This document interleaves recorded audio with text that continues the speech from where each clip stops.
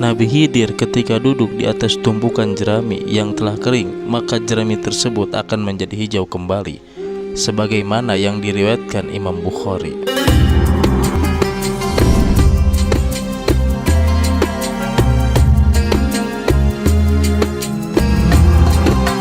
Assalamualaikum warahmatullahi wabarakatuh. Para sahabat-sahabat beriman, Nabi Khidir adalah salah satu nabinya Allah. Namun Nabi Khidir tidak termasuk 25 nabi yang wajib diketahui. Tapi keberadaan Nabi Khidir disebutkan di dalam Al-Quran. Lalu mereka bertemu dengan seorang hamba di antara hamba-hamba kami, yang telah kami berikan kepadanya rahmat dari sisi kami, dan yang kami telah ajarkan kepadanya ilmu dari sisi kami.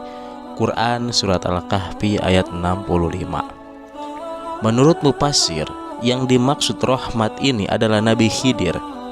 Nabi Khidir itu diberi status kenabian, dan menurut pendapat mufassir yang lain, di samping diberi status kenabian, Nabi Khidir pun diberi keistimewaan khusus, status kewalian atau kekasih yang lebih daripada Nabi Musa alaihissalam. Dan pendapat inilah yang dipakai oleh mayoritas para ulama. Nama asli Nabi Khidir adalah Balya bin Malkan. Lalu mengapa terkenal dan masyhur dinamakan Nabi Khidir alaihissalam? Ini ada beberapa pendapat atas lakob atau landian Nabi Khidir. Pendapat pertama, dia dinamakan Nabi Khidir karena bila dia sholat di suatu tempat, maka warna di sekitarnya menjadi hijau, sebagaimana yang diceritakan dari Ibnu Asakir dan sahabat-sahabatnya. Kedua, bila dia duduk di suatu tempat, maka cahaya di sekitar itu berubah menjadi kehijauan, sebagaimana yang dikatakan Ikrimah.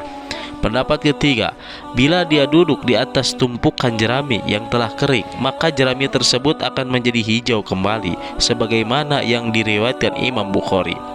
Gelar ini diberikan kepadanya lantaran beliau sangat akrab dengan berwarna hijau, sebagaimana Khidir sendiri secara harfiah berarti seorang yang hijau atau warna hijau.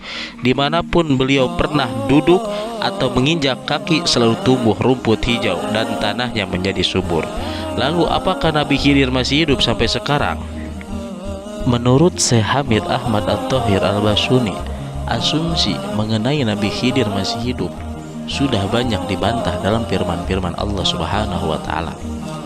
Salah satunya dalam surat Al-Anbiya ayat 34 yang berbunyi, artinya kami tidak menjadikan keabadian bagi seorang manusia pun sebelum engkau, yaitu Nabi Muhammad. Maka jika engkau wafat, apakah mereka akan kekal? Syekh Hamid berpendapat dengan dalil tersebut bahwa tidak ada manusia yang kekal sebelum Nabi Muhammad. Kalaupun sebenarnya Khidir masih hidup, dia pasti akan datang menghadap Rasulullah dan mengikuti beliau, menjadi pengikut Nabi Muhammad, tulis Syekh Ahmad At-Thahir Al-Basuni. Namun ada sebagian besar ulama mengatakan bahwa Nabi Khidir itu masih hidup. Di dalam kitab Syarah Muhadzab juz ke-7 halaman 305, Imam Nawawi berkata bahwa ada beberapa orang sahabat yang mempunyai dalil yang membuktikan masih hidupnya Nabi Khidir alaihissalam. Dia berkata, dan sebagian besar ulama berkeyakinan bahwa Nabi Khidir alaihissalam masih hidup sampai sekarang. Bahkan ada ulama yang berpendapat bahwasanya Nabi Khidir itu akan meninggal setelah diangkatnya Al-Quran. Dan Syekh Nawawi Al-Bantani di dalam kitab Nurul Dola menyebutkan bahwa Nabi Ilyas dan Nabi Khidir itu masih hidup sampai sekarang. Syekh Ismail Haqqi berkata, kaum sufi dan para ulama bersepakat dengan keyakinan mereka bahwa Nabi Khidir alaihissalam masih hidup hingga sekarang. Karena sebagian ulama yang diberi karamah oleh Allah pernah bertemu dengan Nabi Khidir, bahkan sampai berbincang-bincang.